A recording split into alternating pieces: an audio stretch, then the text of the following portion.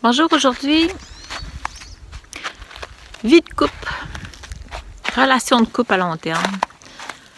Un facteur très important de réussite pour vivre un couple à long terme. Moi, ça fait 32 ans. Ce que j'observe avec beaucoup de gens et personnellement, naturellement, dans ma propre vie, ce qui est extrêmement difficile, c'est que le couple trouve un certain équilibre et surtout, comment je dirais ça? Une harmonie. OK, je m'explique. Mettons, je prendrai mon exemple, OK? Moi, je viens d'une éducation où j'ai été élevée d'une certaine manière, avec certaines idées, avec certaines croyances, avec des préjugés, avec... Il y a des choses que j'ai aimées de mon éducation, il y a des choses que je n'ai pas du tout aimées de mon éducation.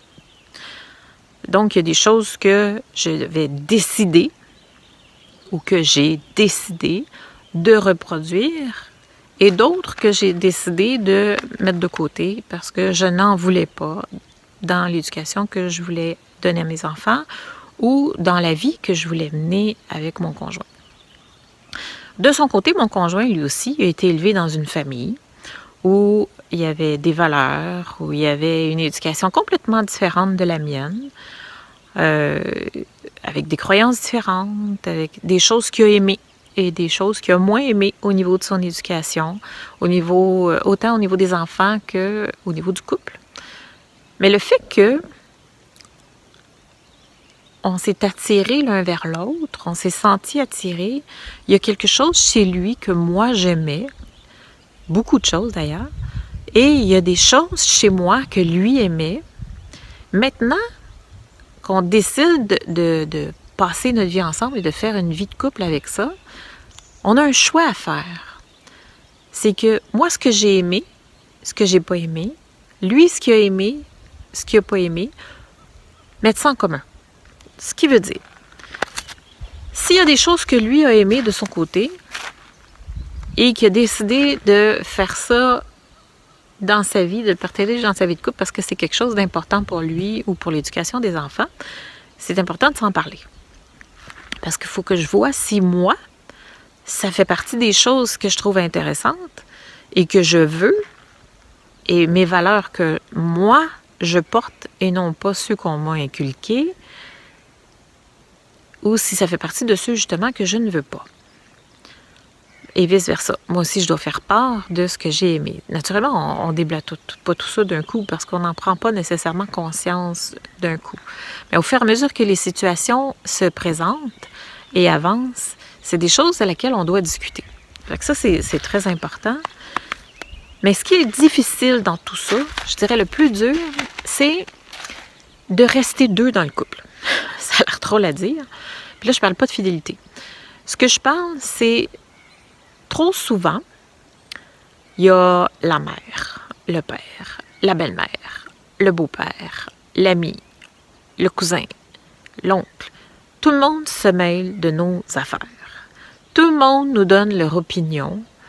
Et pour ne pas déplaire, pour être accepté, pour je sais quelle raison, on va écouter et on va mettre en application plutôt que d'arrêter de voir est-ce que c'est ce que je veux, est-ce que c'est ce que l'on veut.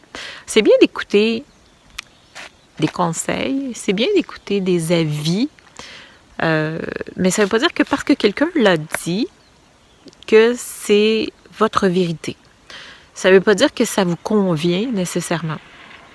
Et de faire le choix de ne pas nécessairement suivre l'exemple, soit des parents ou de la famille ou des conseils que quelqu'un que vous aimez bien va vous donner. Parce que c'est sûr que si vous ne le faites pas, ça peut déranger. C'est correct que ça dérange.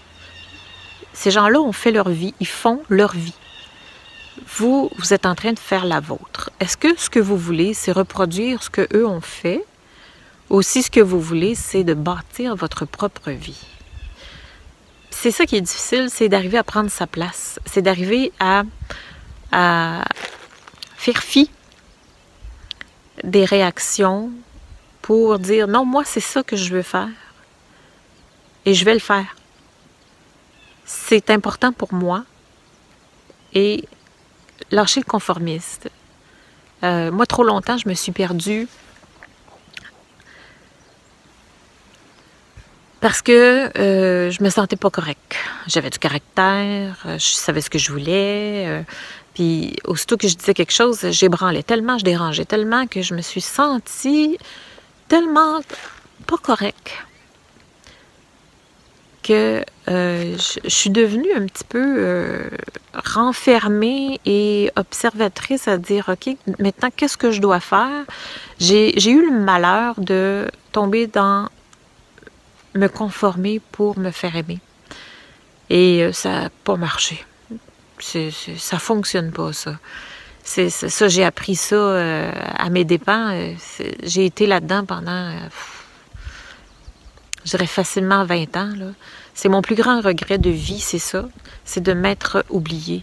C'est de m'être lâchée. C'est de ne pas avoir fait de ne pas avoir eu l'audace de faire ce que moi je voulais faire. En tout cas, dans tout ce que je voulais faire. Parce que je l'ai fait dans certaines choses, je ne l'ai pas fait dans d'autres. Particulièrement au niveau de ma vie de couple et de l'éducation de mes enfants. Il y a des choses que j'ai faites, mais il y a certaines choses où je me suis pliée. Puis, à refaire, ça, je m'écouterais davantage. Je ferais davantage ce que je pense, ce que je veux, et d'être plus authentique à ce que je ressens et non pas à ce qu'il faut, à ce qu'il doit. Qui juge de ce qu'il faut et ce qui doit être? C'est juste les gens qui vous partagent leur propre expérience de vie, que si vous ne le faites pas, ils ont peur que vous vous blessiez, que vous vous trompiez, que vous fassiez les mêmes erreurs qu'eux. Ou il y en a d'autres que, tout simplement, si vous ne faites pas comme eux, c'est comme si ça donnait leur impression que ce qu'eux ont décidé de faire, c'était pas bon. C'était pas correct. C'est ni un ni l'autre, là. Chacun fait ce qu'il veut. Chacun fait du meilleur de ce qu'il pense. Et c'est correct comme ça. Vous n'êtes pas obligé de faire comme tout le monde. Vous pouvez faire le mieux que vous pouvez. C'est déjà une bonne affaire. Et pour en revenir à ça,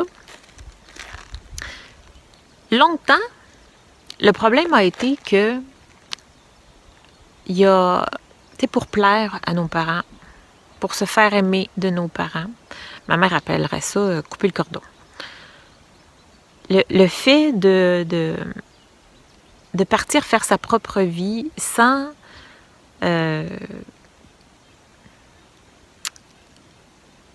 toujours tenir compte de l'opinion extérieure. Moi, je sais pas pour vous, là, mais il y a certaines personnes que je connais qui vont appeler leur mère ou leur belle-mère 2-3 fois par jour pour donner des nouvelles. Ah, il s'est passé ça, mon chum a dit ça, mes enfants ont fait ça. Bon, c'est sûr que c'est le fun d'échanger, d'avoir de la conversation, mais n'oubliez pas que plus vous allez donner d'informations, plus vous allez dire ce que vous vivez et ce qui se passe, plus vous allez avoir d'opinions et de conseils, et moins vous allez être libre de vos actes. Si vous voulez prendre vos propres décisions, il faut que vous appreniez un peu à vous taire et à garder votre vie pour vous. Est-ce que c'est nécessaire qu'il s'est passé quelque chose à l'école avec le petit? Aussitôt, je prends le téléphone, j'appelle ma mère. Bon, ben il s'est passé telle affaire avec le petit. Là, il va me donner son opinion. Il va dire, bon, il y a telle chose, il faut que tu fasses ça, là, c'est pas correct. Là, on va se pomper. Puis finalement, ben, est-ce que vraiment la réaction va être ce que moi j'en pense? J'ai pas pris le temps de me déposer et de voir comment réagir face à cette situation-là, l'enfant, le tenir en compte. Je vais tenir en compte ce que soit ma mère ou ma belle-mère ou ma chum ou quelqu'un d'autre va en penser.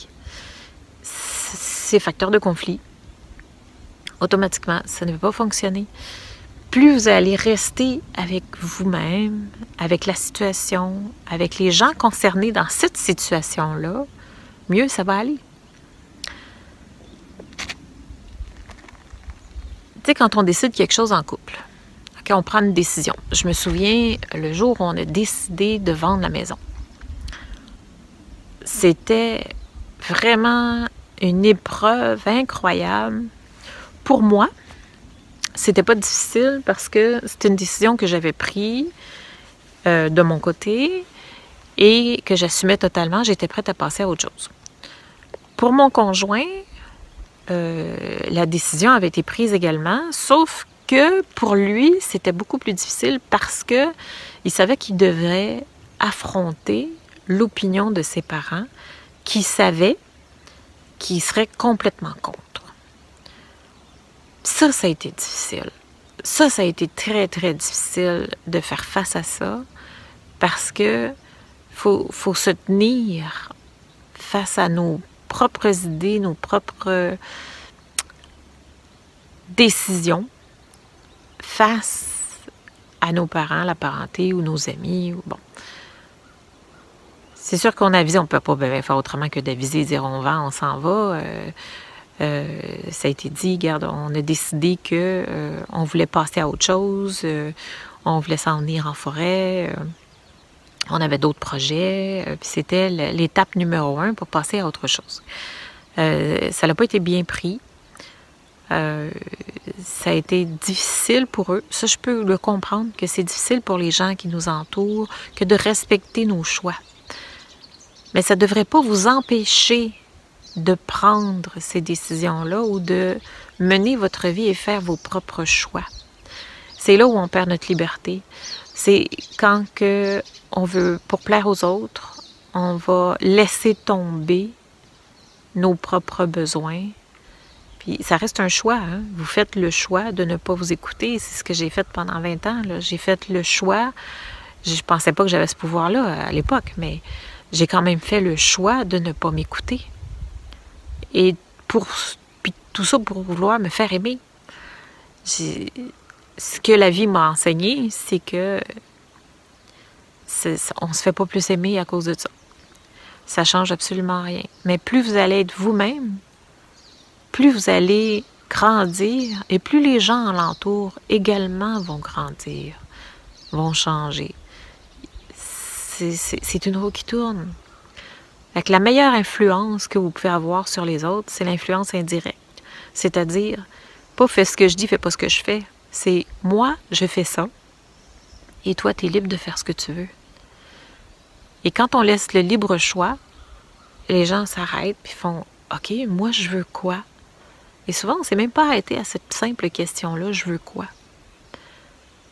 Donc, posez-vous la question aujourd'hui, dans votre couple, qui décide? C'est moi qui décide, c'est moi qui ai le pouvoir. Bullshit. C'est quel est mon besoin? Est-ce que c'est important? Pourquoi c'est important? De le partager à l'autre. Et la décision que vous allez prendre, est-ce que c'est pour faire plaisir à quelqu'un? Ou si c'est pour répondre à votre propre besoin à vous? C'est là qu'est la grande question. Est-ce que je le fais pour plaire à quelqu'un? Est-ce que je le fais pour être aimé? Si vous le faites pour ça, vous le faites pour la mauvaise raison. Si vous le faites parce que vous sentez que c'est la meilleure chose à faire, que c'est là où je suis rendue et que je me dois de le faire, bien faites-le.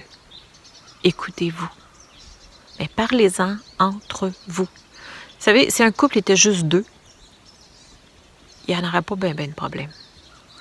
Mais un couple, c'est tellement de choses. C'est ce qu'on perçoit à la télévision, c'est ce qui est envoyé par la société, c'est nos croyances qui sont véhiculées partout, c'est la famille, c'est les amis, c'est toutes les opinions qu'on reçoit de partout et non pas ce qu'on vit dans le couple.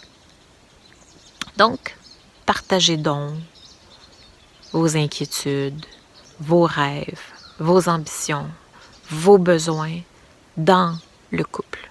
Si c'est un couple à long terme que vous voulez bâtir, c'est ce que vous avez à faire. Votre conjointe, devrait être votre meilleur ami. En tout cas, moi, c'est le cas.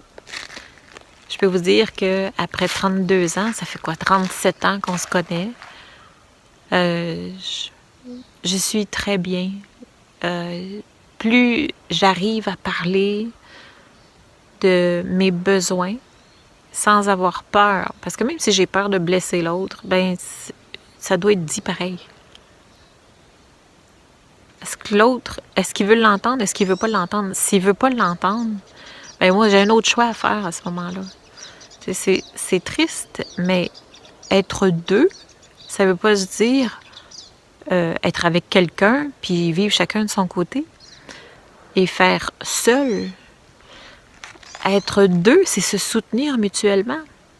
Si l'autre n'est pas là pour vous, si vous n'êtes pas là pour l'autre, si vous ne partagez pas l'un l'autre vos buts, vos projets, vos ambitions, vous n'avez pas besoin d'avoir les mêmes, sauf que vous pouvez vous soutenir dans ça et respecter le choix de l'autre aussi. Si ça demande trop tu sais, mettons que, comme là, il y a eu un choix à un moment donné. Lui, il voulait aller vivre sur un ranch, okay? Avoir des chevaux, puis tout ça. Bon, j'avais pas nécessairement d'objection, sauf que les chevaux, c'est de l'entretien. Ça veut dire que si on veut sortir faire des voyages, ça demande que quelqu'un doit rester sur place. Donc, on n'est pas indépendant et autonome. Il faut engager quelqu'un pour ça ou demander à quelqu'un à chaque fois qu'on veut sortir de venir soigner les chevaux. Ça, c'est une chose. Et deuxièmement, si ça avait été un petit projet simple, j'aurais sûrement embarqué, sauf que ça devenait tellement gros, ça devenait tellement lourd, que ce que je voyais, moi, c'est que c'est le projet, c'est la maison, c'est l'emplacement qui prenait tout le temps et l'espace et que tous les autres facteurs de qualité de vie devenaient être handicapés par ça. C'est ce côté-là que moi, je ne pouvais pas accepter et tolérer. Fait qu'on en a discuté. Et pour voir quel était le besoin, la motivation, la source et quelle décision on prenait face à ça. Pour moi, il était très clair que si ce projet-là allait de l'avant, ça ne pouvait pas être dans ces conditions-là au détriment de ma qualité de vie. Parce que pour moi, c'est très important d'avoir un temps de qualité, un temps pour prendre soin de moi, un temps pour respirer, un temps pour travailler, un temps pour la famille, un temps équilibré. Et je ne voulais pas que ça devienne du travail, travail, travail, comme ça a été dans le passé, 20 heures sur 24. Donc, il a fallu prendre des décisions et des choix. Moi, j'ai fait le mien. J'ai exposé mes besoins, mes peurs, mes craintes. Et de son côté, il a fait le même travail. Puis finalement, on a fini par conclure que on avait tout ce qu'on recherchait ici, dans le projet pour le chalet, sur le bord de l'eau, en pleine forêt. Ça comblait tous nos besoins. Et que l'autre besoin, c'était que l'idée du ranch, dans le fond, ça avait été plus un besoin de paraître, être plus dans l'avoir que dans l'être. Et mon besoin à moi, c'est d'être plus dans l'être que dans l'avoir. Donc, faites la réflexion. Essayez de voir quelle est votre motivation, qu'est-ce qui vous mène et combien de personnes décident pour vous. À qui est-ce que vous donnez votre pouvoir? Parce qu'il est à vous le pouvoir, mais vous le donnez à qui? Donc, dans le couple, est-ce qu'il y a un pilier? Est-ce que le couple est fort? Est-ce que c'est deux personnes? Ou si le couple, c'est plein de personnes en même temps? Parce que quand vous voulez prendre une décision, c'est pas à votre partenaire que vous en parlez, mais c'est à tout le monde. Ma mère est au courant, ma belle-mère est au courant, mon beau-père est au courant, ma cousine est au courant, ma soeur, tout le monde est au courant avant que lui le sache, puis il n'y aura pas le choix, il va avaler la pilule. Comment est-ce que vous fonctionnez? Réfléchissez à ça. Si vous voulez une relation de couple à long terme qui fonctionne, vous êtes deux dans cette relation-là. Arrangez-vous pour le rester. Puis ça va bien aller. On se revoit pour une autre vidéo.